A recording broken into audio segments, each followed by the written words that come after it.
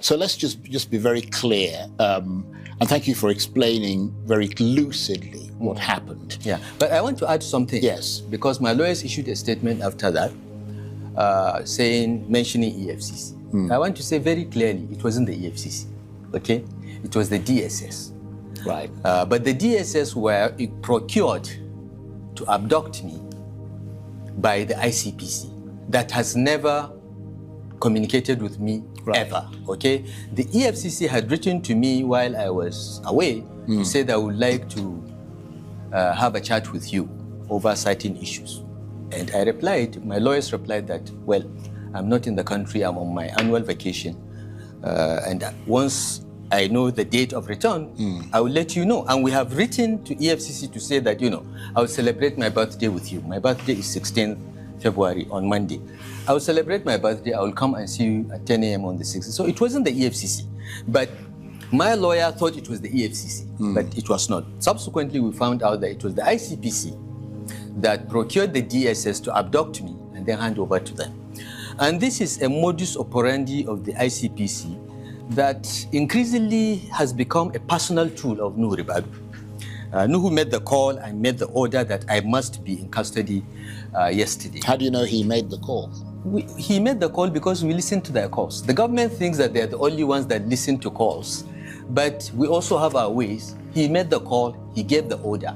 And so you tapped his phone calls, did you? Someone tapped his phone and told me. Because that technically is illegal. I know, but the government does it all the time. They listen to our calls all the time without a court order. But someone tapped his phone and told us that he gave the order. So, but the EFCC, I think, has shown itself to be more professional in this particular instance. And on Monday, by the grace of God, I'll go and see them. Yesterday, around 5 p.m., the ICPC finally did the right thing, not the DSS that tried to abduct me, by bringing a letter to my house to say, we want to see you on Friday the 13th. My lawyer wrote back to say, guys, my client is not an idle person that has no program. He's just waiting for a letter from anyone. We've received your letter. We will, now that you've written an invitation, you've had the courage to write an invitation, we will honor the invitation. But on Monday, we are going to EFCC that has written before. So we'll go there. After the EFCC, we'll go to ICPC on Tuesday or Wednesday. I don't know what the lawyer has written, but So this is the current state of things as far as we know. Well, now that you've written an invitation, you've had the courage to write an invitation, we will honor the invitation. But on Monday, we are going to EFCC that has written before. So we'll go there. After the EFCC, we'll go to ICPC on Tuesday or Wednesday. I don't know what the lawyer has written, but So this is the current state of things as far as we know. Okay. Well, let me just make clear that the Office of the National Security Advisor has a right of reply, because that is how we operate journalistic fairness. Absolutely. So, because you've made an allegation against him saying that he essentially gave the order to come and pick you up. Yes. They have a right of reply if they so choose. Yes. But and yesterday they met the National Security Advisor, the Governor of Kaduna State, and the Chairman of ICPC met, and they have decided that I must be abducted today. Not arrested, but abducted. Yeah, abducted because, arrest, people use arrest. They don't know that arrest has a legal meaning. Arrest means a lawful activity, with a warrant. The police have, under the Police Act, they have a clear, they can arrest you without a warrant. But every other agency must go to a judge and show cause, So when you try to take a person without a valid order, it's not an arrest, it's an abduction. But critics might argue, and we could quibble over the law and the legality of it, but they might argue that once an investigative agency issues an invitation, timing is at its discretion, not yours. Why should the EFCC or the ICPC or whatever wait for your chosen date rather than compel attendance immediately? If they want to compel attendance, they need a court order to convince a judge why time is of the essence. there is no law in Nigeria that says once you're invited on a particular date, you must go that instance. You have your life, you have your plans, and some things cannot be postponed. You may have business transactions that you lose millions of dollars. They are not going to compensate you if you miss those meetings. So the law does not give them blank check to call you at their convenience. If it is not convenient, your lawyer would write and negotiate and say, look, he will come at this time. Right. Other critics might say that powerful politicians like you often frame investigations as persecution. Why should Nigerians see this as a constitutional issue and not simply due process catching up with you? Look, Charles, I have been in public service from 1999 to 2007. I left, went into opposition for 8 years, and have been in government for another 8 years, okay? So I have 16 years record of public service.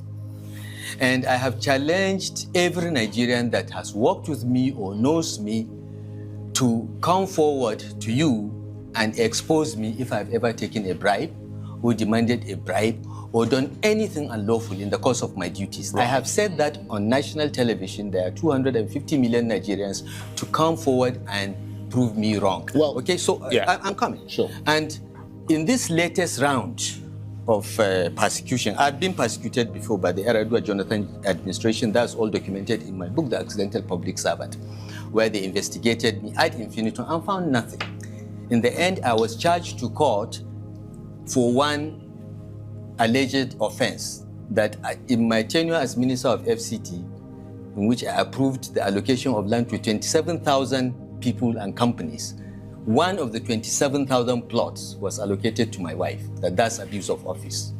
They lost. The judge abused the EFCC and warned them not to do things like that. So I have been through this. Now, this round of persecution was designed by the federal government, and they have used my successor, Ubasani, to be the enabler. They have investigated me since June 2023 in Kaduna and have come up with nothing. They have arrested my former chief of staff, my commissioner of finance, my commissioner of local government, virtually all our senior officials, my senior advisor, Councillor Jimmy Lawal. They have been interrogated. They have tried to pin things on them. They have charged them to court. Most of the charges are frivolous, and I'm quite confident they will lose. They will all be discharged and acquitted. They have not found anything. Well, in fact, right. Charles, they have got so desperate now, they have stopped going after those that have worked with me in Kaduna. They now randomly go after businessmen, private sector people that are suspected to be my friends. One of them has been in ICPC detention for 73 days today. Even though he has got an order from a court for him to be granted bail, they said they are not going to grant bail. Why?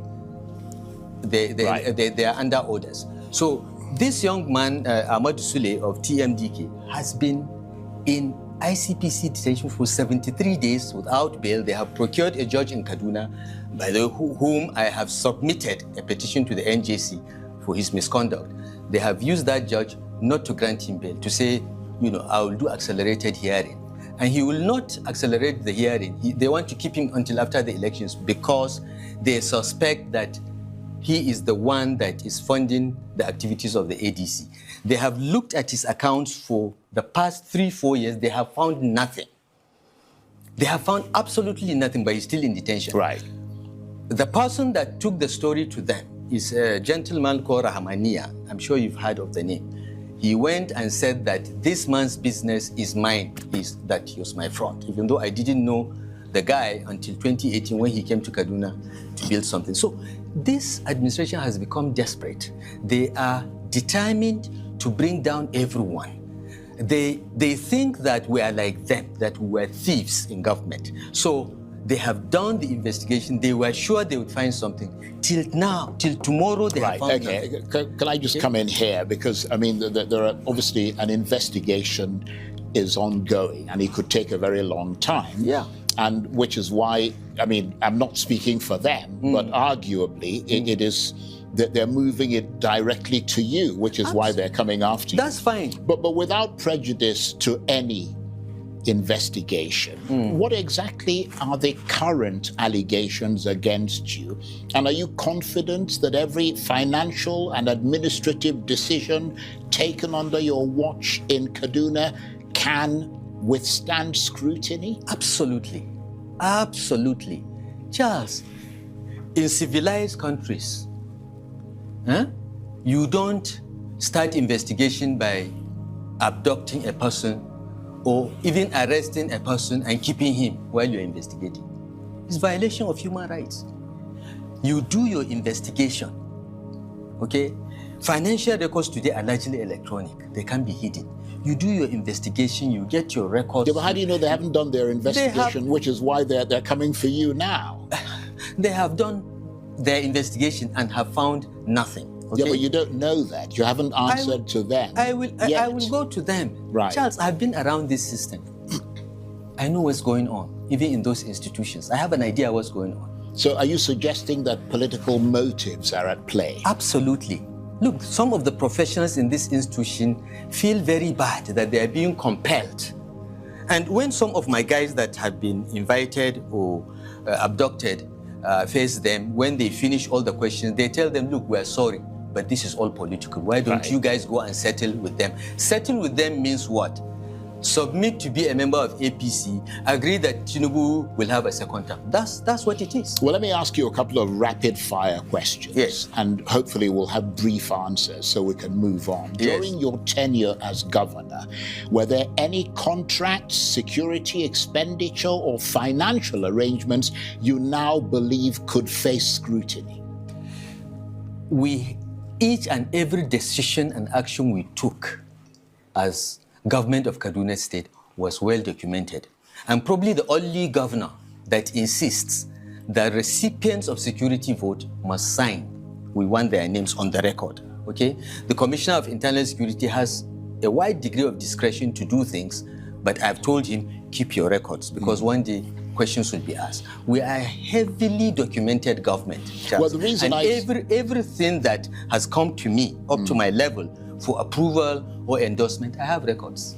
I have records. Right. So I'm not afraid of scrutiny, but I am suspicious of malicious scrutiny. Right. And so you should, any scrutiny in good faith, so you I'm should fine be. with it. So you should be. Yeah. But there are claims that your administration engaged in controversial security strategies, including alleged financial inducements to violent groups. I mean, did your government ever authorize payments of any kind to armed actors, directly or indirectly? I am probably one of the few governors that from day one took the position on the advice of my security cabinet that we must never negotiate with cattle rustlers, with bandits.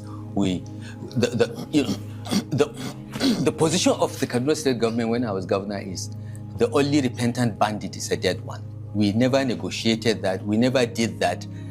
We never paid any group for kidnapping anyone. Right. Okay. In spite of the pressure. So anybody that claims that is just in another dreamland. Now, as far as I know, all right, the Commission of Internal Security brings me proposals for security spending. There is a standing order every month.